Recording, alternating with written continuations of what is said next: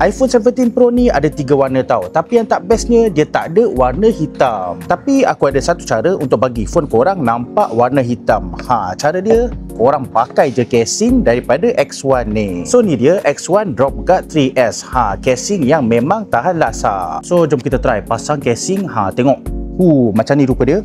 Memang nampak simple, tapi memang tahan lasar. Dia punya material ni style matte silicon, so memang lembut dan sedap dipegang. Memang bergaya weh. Nampak macam James Bond dah. Style all black macam ni. Lepas tu tekstur dalam ni pun memang special tau. Dia ada DNA guard protection, so boleh tahan jatuh sampai 20 kaki. Lagi satu, kalau nak protect camera plate tu ni pun kita ada screen protector yang special tau. Nama dia Extreme Shock Eliminator. So jom kita try pasang screen protector ni. Cabut dulu. Lepas tu kita just letak je dekat atas macam ni. Dah siap. Lepas tu dekat bahagian MagSafe ni pun kita ada screen protector dia tau.